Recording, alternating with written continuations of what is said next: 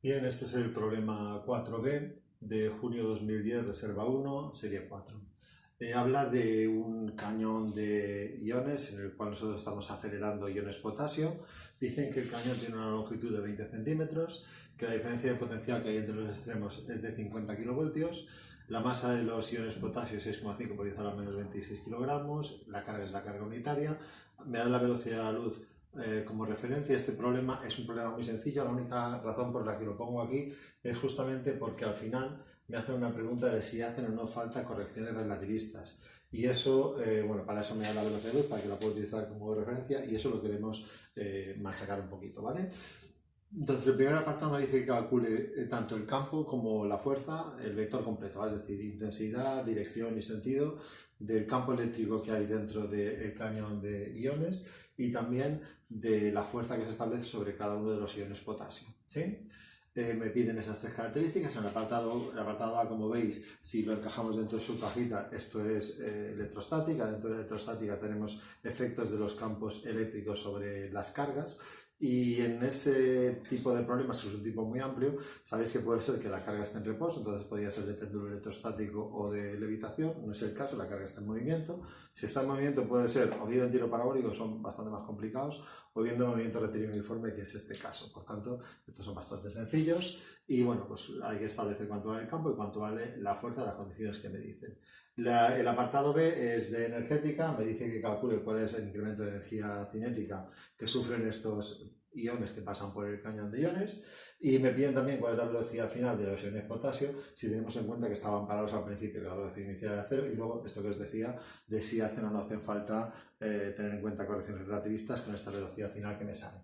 Bien, primero de todo, como resulta que hay un campo que es uniforme, yo puedo aplicar la fórmula de los condensadores. La fórmula de los condensadores dice que la diferencia de potencial es igual al campo multiplicado por la distancia que recorremos en la dirección de ese campo, ¿vale? Como estos iones se mueven justamente en la dirección del campo, pues la distancia que recorren son estos 20 centímetros. Así que despejamos el campo, que es la primera de las cosas que me piden.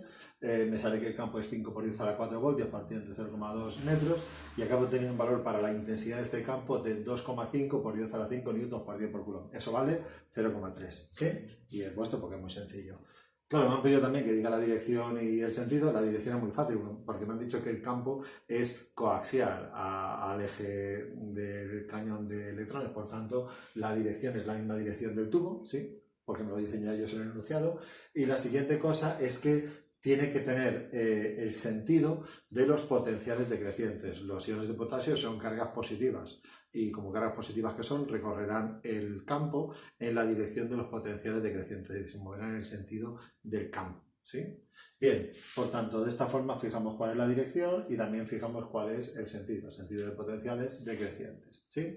Vale, dicho esto, luego aplicamos la fórmula de fuerza es igual al campo multiplicado por la carga para establecer cuál es la intensidad del otro vector por el que me pregunta, que es el vector fuerza. Establecemos la intensidad muy rápidamente y luego hay que decir también la dirección y el sentido, y es súper fácil. La dirección y el sentido tendrán que coincidir con la dirección y el sentido del campo que acabo de indicar antes, porque son iones positivos. Sabemos que los iones positivos se desplazan libremente en la dirección que establece el campo. El campo, de hecho, se define para cargas positivas, ¿sí?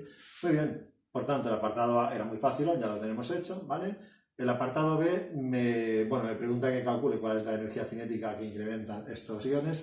Yo lo voy a resolver por conservación de energía mecánica. Ahí en las pautas verás que lo resuelven por trabajo, pero llegamos a la misma solución, ¿vale? Conservación, como se produce un viaje, como el electrón va de un punto a otro y hay una transformación de unas energías en las otras, pues nosotros lo que hacemos es que aplicamos la conservación de la energía mecánica. Variación de energía mecánica igual a 0, energía mecánica final igual a energía mecánica inicial, y luego pues energía cinética inicial más energía potencial inicial igual a energía cinética final más energía potencial final.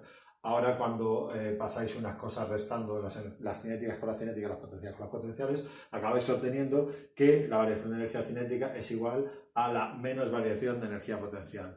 Este ion, al moverse libremente dentro del campo, va a perder energía potencial y va a ganar energía cinética. Lo que dice esta fórmula es de cajón. Dice que la energía cinética que ganas es igual a la energía potencial que pierdes. De ahí ese signo negativo. La energía cinética que ganas es igual a la energía potencial que estás perdiendo, ¿sí? Bien, todo eso vale 0,3, tanto si lo haces hablando del trabajo como si lo haces hablando de la conservación de la energía mecánica.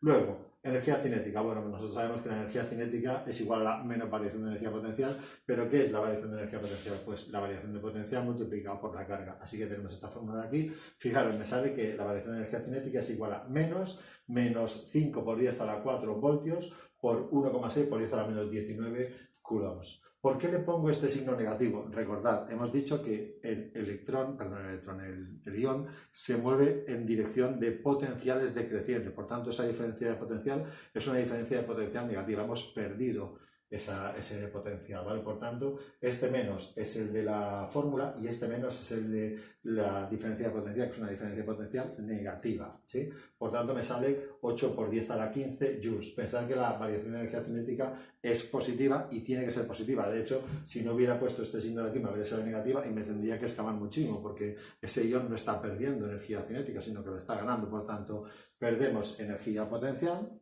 y ganamos energía cinética, 8 por 10 a la 15 joules.